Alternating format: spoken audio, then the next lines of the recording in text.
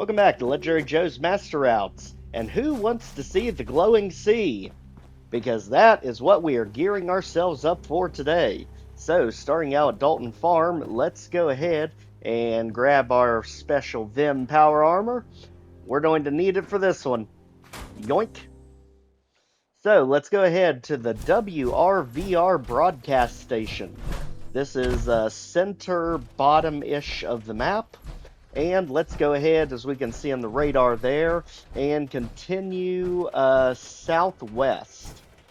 Ultimately, we are working our way over to a glowing sea. This is part of the reason we went ahead and got Curie for the job. Because, just like Nick Valentine and Codsworth, you don't have to worry about radiation with her. And, on top of this, we also have ourselves power armor, so we don't have to deal with radiation ourselves. Otherwise, you're going to have to rely on a hazmat suit, which has pretty much no defense. And anyone who knows anything about the glowing sea knows that this is one of the most dangerous areas in the entire game. So, let's go ahead, hold nothing back, as we make our way to Robotics Pioneer Park. This is basically where we're going to get absolutely ambushed by ghouls of just about every type and variety. Basically, the last line of defense, trying to ward you off of accidentally stumbling into the glowing sea yourself. The game knows that this is pretty much instant game over when you go in this area if you're not prepared for it, especially if it's early game for you. So the game is going to do everything possible to try and keep you out of it. But ultimately, we are looking for Virgil. So he's the one we're tracking down for information about how to get into the Institute.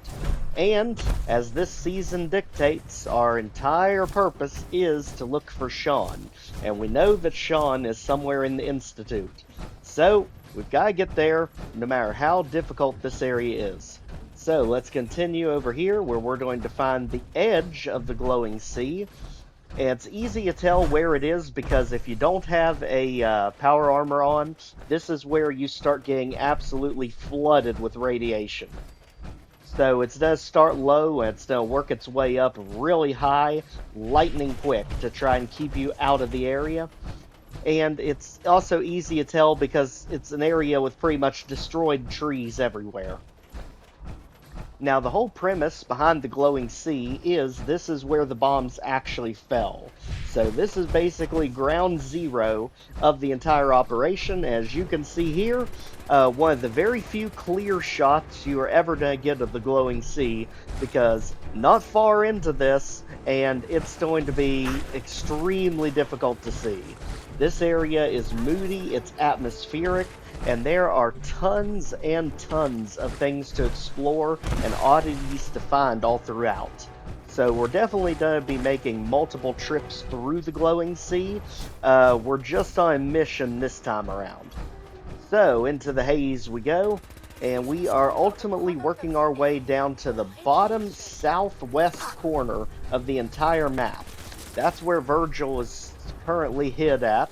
As you can see, the ambushes go from slight to insane, lightning quick.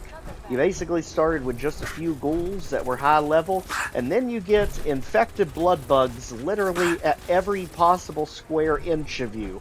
So, you can imagine, without the power armor, how much damage these things are doing lightning quick, considering they can also poison or infect you.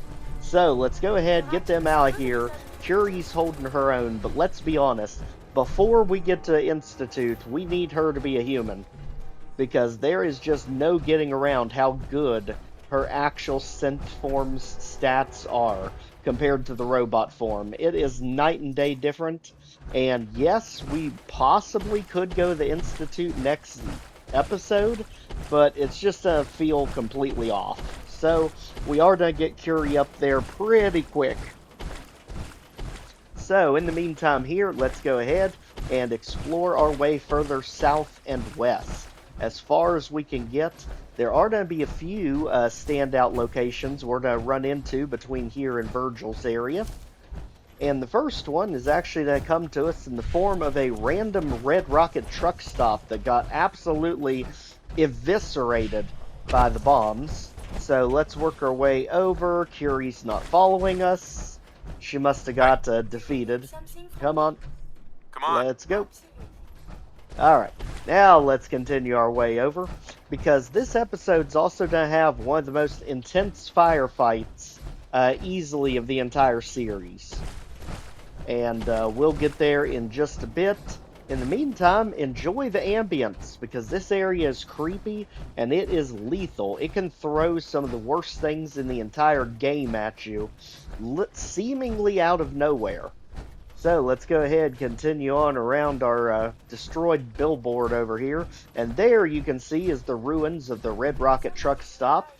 Also, glowing rad scorpions. So, if you love rad scorpions, you've come to the right place, because them and death claws make up about 80% of the population here.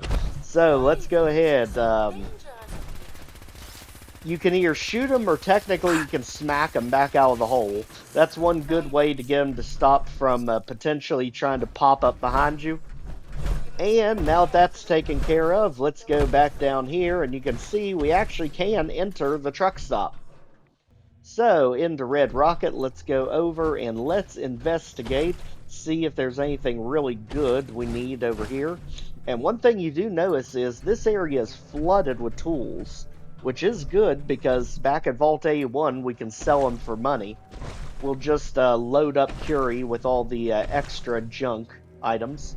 And ultimately there is a master safe here. I did not find a key. Maybe there is one hidden somewhere very well, but at least I didn't notice one. So let's go ahead and continue our way through the truck stop. And just like that, there's nothing else we have here. You can push the button to open the door, and we do have a trunk over here. That's where we're going to get some actual good items for our trip. And just like that, just grab you some more tools, and unless you can lockpick that safe, just head on out for now. So back to the glowing sea, let's continue our trek south, as we end up stumbling upon a makeshift cave right here. And it's kind of interesting that the field marker doesn't actually click off until you get out the other side of it. So coming in this side of the cave, you don't actually get the location marker. It comes when you're on the other side, the other entrance. But as you can see, this cave is literally an overturned bus and some overturned vehicles that we just kind of wander our way through over here. And ultimately it's spit us out on this side with some glowing fungus, which, as we saw in our survival playthrough, is absolutely essential to make your antibiotics with. And just like that, there's officially your cave as we continue our trek.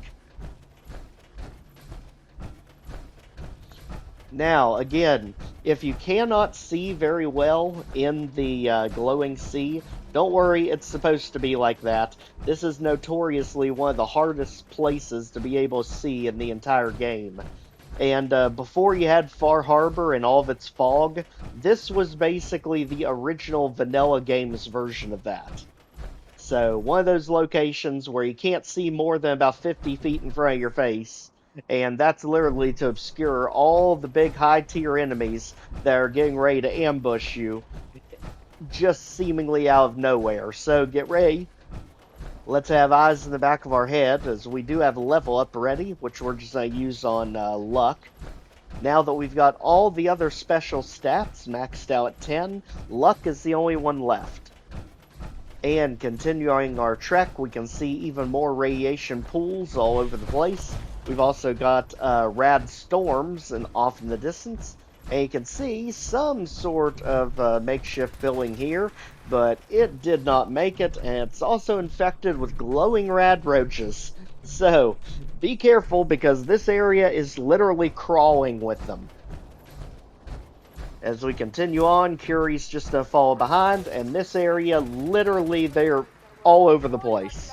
Just be careful, it's just extra chip damage you really don't need.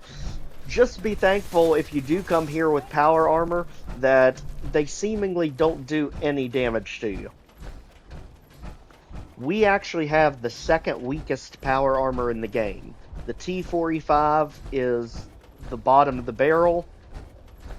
Although I guess the Raiders variant is technically weaker, but of the main titles of power armor, it's the T45, then it's the T50, whatever this is, 51, 54, then it's the T60, and then you finally get into the XO1. So, XO1's the gold standard. This is literally second from the bottom. But, as you can see, it can still hold off most anything they throw at us. As we notice a Super Duper Mart over here. But this one we can't actually go in. Instead, we can get down into the parking garage behind it. So, it's actually a completely unmarked location. And honest to goodness, before you go down into that parking garage, make sure to quick save, because there is something very nasty, very difficult down there waiting for you if you're not ready for it. So let's go ahead and take the elevator ride down to the parking lot. Just like that. And just like Vault A1, this one actually has you moving. It doesn't just cut into a loading screen. Get ready, because there is something you're not going to see until it's pretty much too late for you when you get down here. So make sure you have the strongest weapon available. If you need any kind of boosters with your chems, make sure you have medics, because you're going to need it in this situation. Psycho would be another good one to have, just in case. Because it's literally going to wait until you get to the back corner of the parking garage, and then something vicious you're going to see in the distance. And that's not just a Deathclaw, that's an Alpha Deathclaw. So, let's go ahead, light this thing up. As you can see, even the strongest weapon we have in the entire game still has taken a while to take this thing out. So, go ahead, get the Alpha Deathclaw out of here. Disaster averted, and then you can get a few more items along the way. Specifically, there is a steamer trunk hidden down here. So, let's continue on. It's going to be in one of the nooks in the back. As you can see, it's actually right there. So, got an overturned trash can, and there's your items. Look at all that ammo and grenades, and you've even got night vision rifles. So, back up the elevator, let's continue on our way. Again, we are ultimately going to the very southwest corner of the entire map. That's where we're going to find Virgil and his hidden laboratory. So in the meantime, there's only going to be one other major location between us and there. And we should be crossing it as soon as we get over this ridge.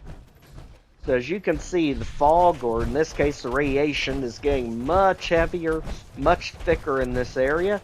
And for good reason. You're about to see why. So let's go ahead and get the glowing rad scorpion out of here. And at that point, another one's popping up to help him. Thank goodness we have the power armor, or we would have been toast right there. Because again, they strike so fast, and they are literally relentless. If you've got a rad scorpion after you, it pretty much never stops chasing you. Because of how far distance it can travel when it warps underground, you're in a world of trouble trying to get away from those things. So, as you can see, there's like the pylons for the electrical wires over there, the high voltage lines. And we got another red scorpion. You can punch the hole to force them back out of it. So, just like with the mole rats, if you've got a rad scorpion that's trying to go underground to get the jump on you, just smack the hole. That'll immediately force them back out of it, so they can't pop up behind you. At this point, as you can see, Curie is still dealing with another one back there. Let's get it out so she doesn't get held up on us. Just like that. And this is again why I'm absolutely determined to get her synth form as fast as possible.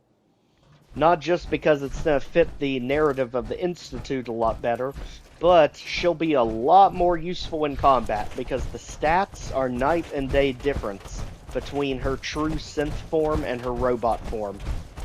So let's continue on, and here's our next big location. Guess what? We found the nucleus of the actual Commonwealth. So this is the crater of Adam. And just like in Far Harbor, these Children of Adam members are actually friendly. Unless you give them a reason not to be. Adam's glory must be spread to all. Hey there. And unlike the Children of Adam from Far Harbor, they also don't have their modified marine combat armor like we do. They're actually just in their normal uniforms. So let's go over here and we can finally get some information on where specifically to find Virgil in all this mess. As you can see, some of the characters are named, which makes me wonder if there's any quests you can actually do with them.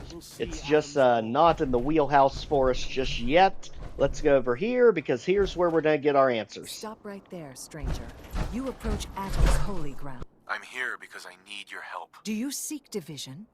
Have you come to merge with Atom, to be split in his infinite glory? Or do you seek to tear down his followers? I'm looking for someone named Virgil.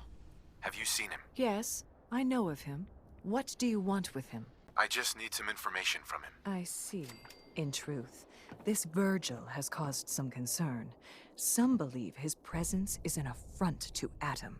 Though he came to trade with us on a few occasions, we have had little other contact with him. It was quite clear he wanted to be left alone. You can find him southwest of the crater, living in a cave.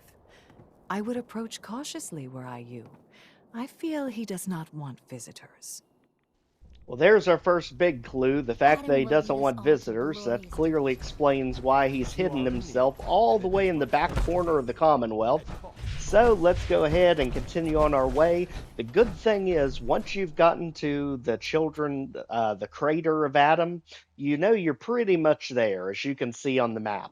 So let's continue just over the ridge. We have just a little bit further to travel, and we'll finally get to the man, myth, and legend himself. And let's be honest, when you know and understand the full backstory of this guy, it's very understandable why he went to such great lengths to hide in the first place. He really is not a good character. And I think because he helps the player character out, a lot of people get tricked into thinking he's a good character. He was part of the department that actually ran the experiments on people in the first place.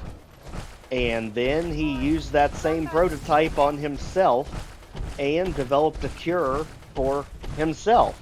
Not for all the other people he infected. I mean, there's a reason why you either have the option eventually to eliminate him, or you can even convince him to eliminate himself.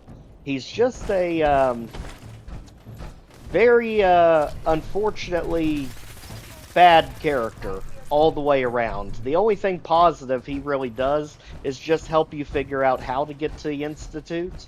Otherwise, character-wise, not so great. And that's just kind of setting you up for what to expect once you actually get to the Institute. You know, Fallout has always been a tale of gray areas where the Brotherhood of Steel could be right, but they're a little flawed. The Railroad could be right, but they're a little flawed. The Minutemen, same thing, but they are definitely flawed. I mean, look at the Quincy Massacre. But here's the thing. No matter how much gray area there is all throughout the Commonwealth, Fallout 4 goes out of its way to pretty much tell you there's pretty much no redeeming qualities for the Institute. They are just all around bad. They go out of their way to show how bad they are. Even when you try to be good in the Institute, you have people starting mutinies against you because you're not bad enough. And then if you go in as an absolute villain of the Institute, somehow you're still too bad for them. There's no winning or losing with that faction. It is unfortunate that the game just goes so far out of its way to paint them as the bad guys. It's kind of like Fallout New Vegas and Caesar's Legion. You know, from the very first moment that you found them in, what was it, Nifton? they were always painted as the faction to hate and the faction to fear. And to be honest, you had very, very few reasons ever to root for Caesar's Legion in Fallout New Vegas. That's pretty much the same as it is here. So as you can see, we can find ourselves the rocky cave, and this is where we're going to find his hidden laboratory. So let's head on in and get ready for the man himself. As you can see, he's taking every precaution possible to make sure intruders are dealt with immediately. Hey, Virgil. Hold it. Take it nice and slow. No sudden moves. I know you're from the Institute. So where's Kellogg, huh? Trying to sneak up on me while you distract me? It's not going to work. I'm not stupid. I knew they'd send him after me. I'm just here to talk. That's so. Then talk. Fast. You have information I need. And yet I have no idea who the hell you are. I think we both better start explaining. You start. I'm just a guy looking for information on the Institute. The Institute? So, they did send you, didn't they? You're working with Kellogg. But Kellogg's been taken care of. Dead. He's dead. Don't you lie to me. I killed him myself. I don't have time for this. If you're telling the truth, then you must understand my skepticism. Kellogg was ruthless. There's a reason the Institute used him to do their dirty work for so many years. I knew they'd send him after me. Tried to prepare for it. But I still wasn't sure I'd make it. And so you killed him, eh? Then what do you want with me? Why did you leave the Institute? I know you came from there. You know about the escape? But how? No, it doesn't matter. I'm not going back. I can't go back. Look at me. Why are you even here? What do you want? I need whatever information you've got. Anything to help me get into the Institute. I'm sorry, what? You want to get into the Institute? Are you insane?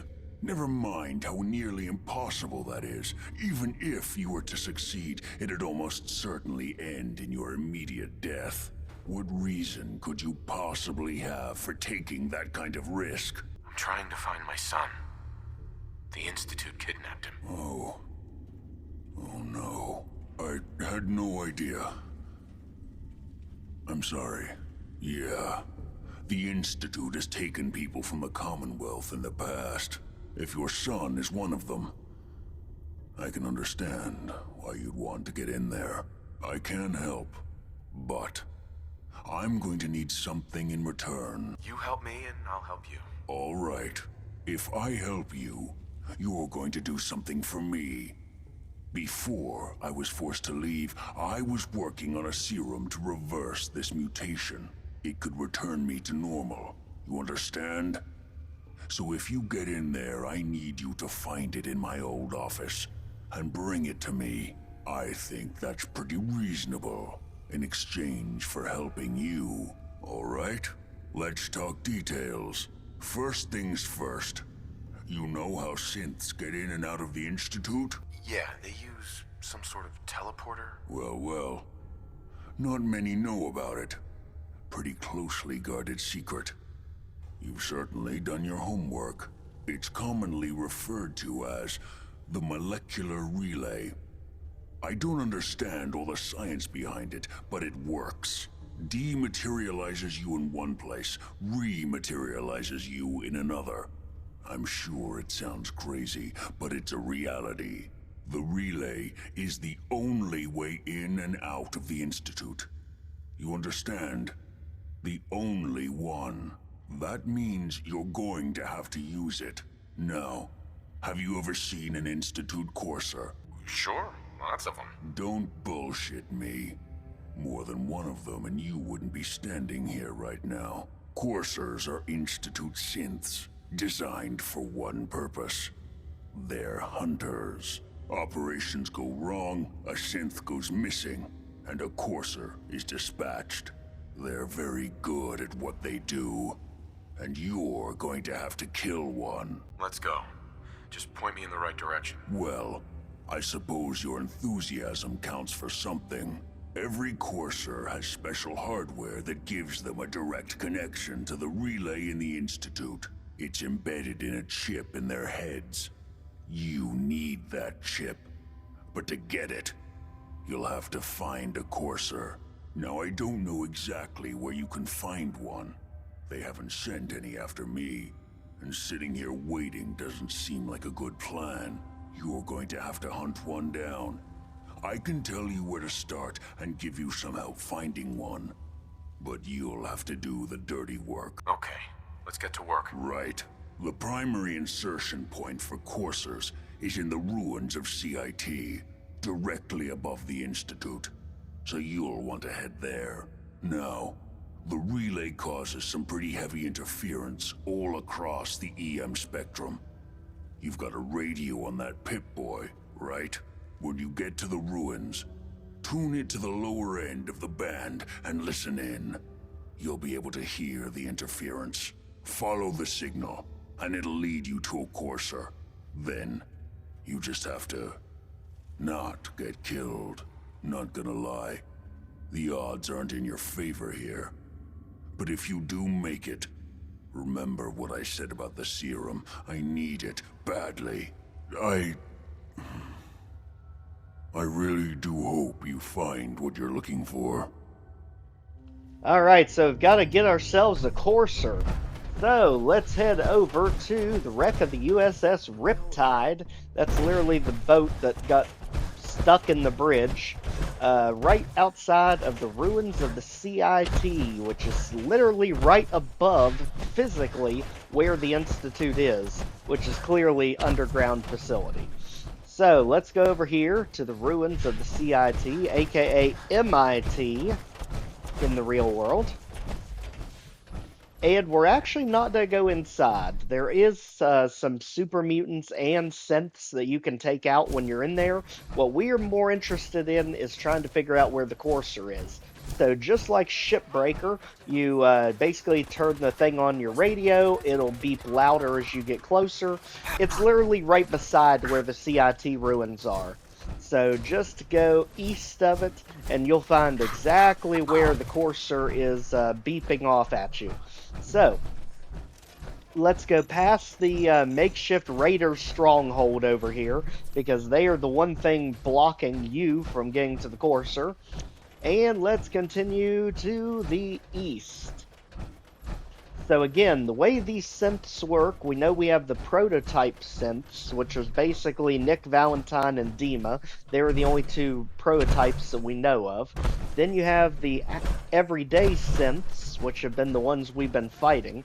But then you've got the greatest invention, the synth coursers. So this is X88 and the one that we're about to see today. And I'll tell you, it seems like no matter how good you get at this game, these things are always a challenge. Mainly because of their ability to throw on stealth boys. That's what usually makes them rough. As you can see here, we are getting ourselves over to the Greenetech Genetics. This is where we are going to do the bulk of our fighting. So, even though it gives you the location towards the parking garage, it's actually the gigantic green building right beside it. So this one right here, as you can see, it literally just goes really high into the air. It's basically a gigantic skyscraper. So let's head on in. And we're actually going to see that we are getting thrown right into the middle of a war zone. Because not only is the courser here, but as we can see, gunners are here too, trying to stop it. So now that we are literally in the middle of an active war zone, we have to fight our way up the facility all the way to the top of the skyscraper. And you better believe absolutely everything is going to be coming after us. So, now we got our strongest weapon and power armor 3. Let's begin our ascent. Right into a brick wall. So, we need to go up the other side. This area kind of looks the same no matter which side you go from it. You can hear the calamity going on up above. And yes, I will tell you, the gunners never had a chance. This is basically a way to set up just how overpoweredly strong the coursers are. And I absolutely love it. I wish we had more cinematic set pieces like this one, just because it really, really hypes up the coursers as an enemy in this game. So let's go up this way. Instead of trying to go all the way up, let's just go here. Kill on sight. Send reinforcements to the lobby in case there are more. As you can see, they're already needing reinforcements, so let's just continue our ascent. I mean, just look at these explosions. Of course the elevator's not working, and we're getting eviscerated by turrets also. So, let's go, Curie. Just the two of us right now. Take out the turret, and let's continue on. I have to go around, and of course there's going to be another turret targeting us the second we get there. And you would think at this point, the gunners would go after the real threat. You know, we're only firing at them because they're firing at us. But realistically, if they all worked together and tried to get the courser out of here, it would probably be better for them. You know, he is extremely difficult, but if you literally had the entire gunner population of the Greenetech Genetics facility on top of the one courser, I'm sure they could overpower it. Because really, the only tactic the courser has in this fight is the fact that it goes invisible. Which, let's be honest, the same thing happens if you let Kellogg in his fight go on too long. The synths that are with him will go invisible as well. So, let's go ahead, just bully our way up through this facility. As you can see, most of the gunners are low level. There was a legendary one, but very, very few things to worry about on our climb up. Now, this one's actually a pretty cool chest piece to have. Nothing's going to beat the armor we have. We have one of the best armors in the entire game. So let's just continue our way up for now.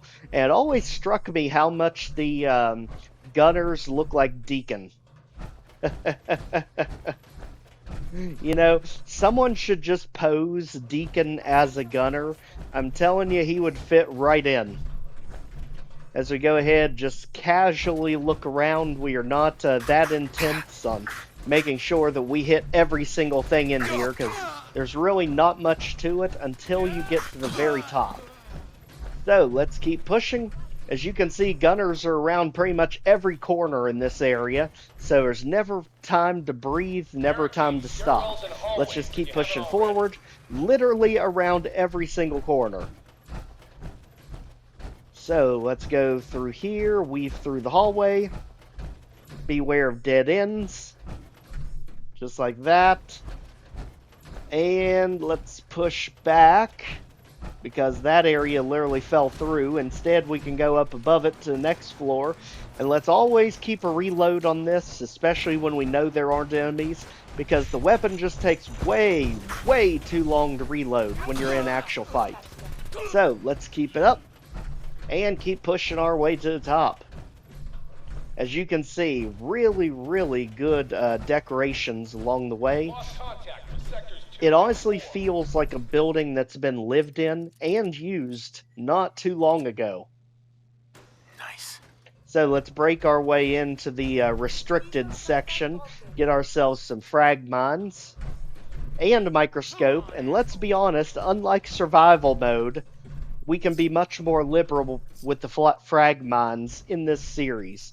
Because survival mode, you always run that risk of blowing yourself up and then losing potentially hours of progress. Here, you're losing maybe a few seconds. So, we can be much more reckless with mines in this series.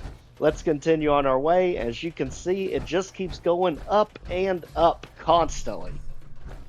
So let's just keep winding around this very narrow building. You know, oddly enough, it's not very big. It's just really tall.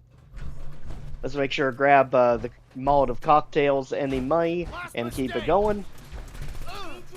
You know dang well, once we get to the top of this thing, we'll eventually get the elevator fixed. But until we can, let's keep pushing up and watching out for Deacon in disguise behind us. I'm telling you, literally the same character model, I'm convinced. And let's go ahead, keep firing down the hallways here. As you can see, our courser signal is literally through the roof at this point. We know he's here. We literally hear the explosions of him fighting everything up above us. And oddly enough, we're actually missing our leg, which I thought was a bit bizarre. Apparently, in one of our excursions, we got trigger happy and threw our leg away at Sanctuary Hills, so we'll have to make sure to pick that back up before we get back there. As you can see, that night vision combat rifle, I think, could really come in handy for us. So, let's throw all of our junk onto Curie, because at this point, it's just hurting our situation. And that's usually why you like to use the allies for, is mainly load up on junk, because that way you can just take it all in one click and dump it all in the workshop in one click. So, let's go ahead, keep pushing our way as high as possible. Plenty of good loot around the area. But we don't want to get too distracted and too stuck on it, because otherwise we're going to be battling weight the entire trip up. So let's just grab what we know we can use, like Stealth Boy and all that stuff. Telephones are good to have, but at this point we're already on borrowed weight, considering we've had to use Curie for weight management already. Let's just run past the mine, get ready to get zapped by the Tesla turret over here. At this point, we've got one more floor to go before we start getting elevated to the top. So again, just running through here, and now let's go. Just follow the explosions. Anywhere you see them, anywhere you hear them, if there's a boom, you're going the right way. And luckily, this facility is very linear. It's extremely hard to get turned around here. It's a little bit easier when you get to the very top and you actually have options. But this entire bottom section, extremely linear. So let's keep pushing toward our destination. As you can see, here's going to be the roundabout staircase. And you can literally just take it all the way up. Beware the frag grenades. At this point, any chance we have to keep climbing up floors, go ahead and take it. But ultimately, there's going to be doors that we need to get through. Just beware of the electric turret, which we actually can't do anything about. You just kind of need to avoid it and move on. And now up here, go ahead, get out of here, Private. They probably should have put a stronger version of you in here. And now, let's take the elevator ride up, because that's put us just about right into the boss battle.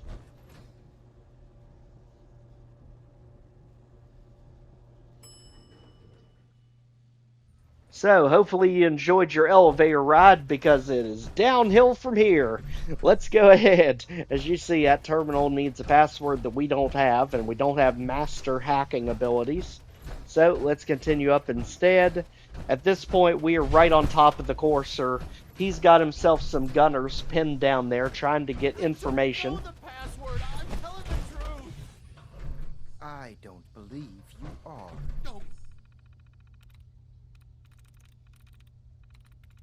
And over here with our computer, loved. Let's see, L-O-V-E-D. Nope. L-O-V-E-D. And P-R-O-U-D. God, Yep. no. Definitely not that one. Try again. In this case, spare, S-P-A-R-E, S-P-I-E-S, 2 at 0. S-P-I-R-E-S. I literally just spell them out. That's just the easiest way for me to do them. That way you can tell immediately what matches and what doesn't. So now we've got that, let's go ahead and open up. And we are just about here, so get ready for a fight. As you can hear, it's literally taking place right above us. So let's work our way up the final staircase. And then we will be ready, because this courser is pretty much going to turn hostile on us immediately as soon as we get in there, encroaching on his interrogation he's doing. Come here.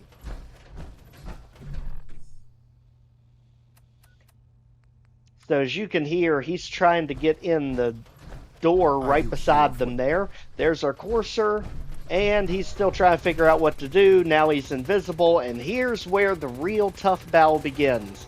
As you can see, the weapon does a lot of damage to him, but you literally can't see him half the time. That's really our issue here.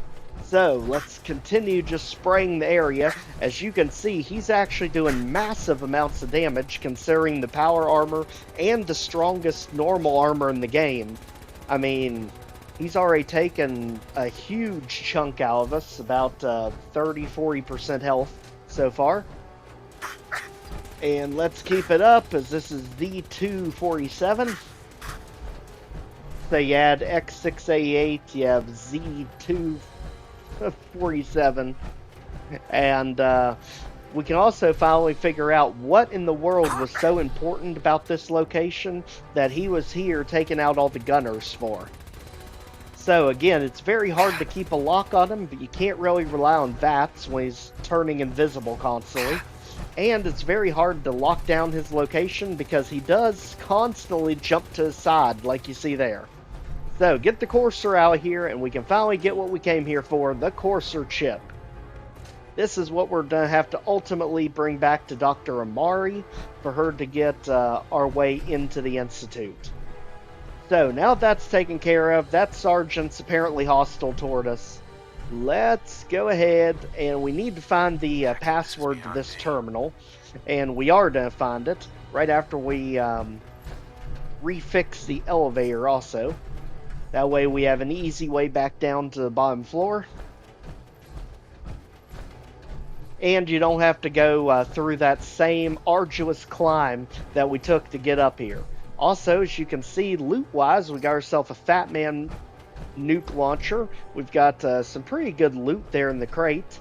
And we can go ahead, open this door to the outside. Just like that. As you can see, we have literally one of the best views of downtown Boston. Again, you can also fast travel from here. Either way, as you can see, there's only one building that really seems to be bigger than us.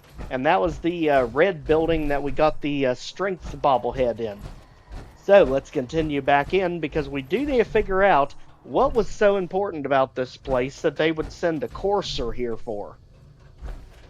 So let's go back down, because we do need to get the terminal password, and it's actually right over here. So notice the enemies basically vanished once we completed this section. And there's our box. There it is, the Greenetech Genetics password. That way we can throw it in here, which otherwise was master locked. And we can also turn the elevator back on so we can ride all the way down to the bottom floor if you need to. I mean, you can also just fast travel out here. And this is what the courser was after. So if you see in the back corner, we've got ourselves another synth, K198. Likely, potentially another courser, not positive. So back in Sanctuary Hills, just make sure any outing you go to where you're using power armor, make sure to use the steel and any other components to repair every single piece. As you can see, pretty much everything just takes regular steel. The only exception's going to be the torso, which takes a little more. And just like that, we've got ourselves the courser chip. We found Virgil, and we are ready for the next big adventure. Curie, it is time to get you transformed as fast as possible. If you've not already, please check out the Fallout 4 playlist. Like, share, comment, subscribe, and we'll see you next time. Take care, everyone.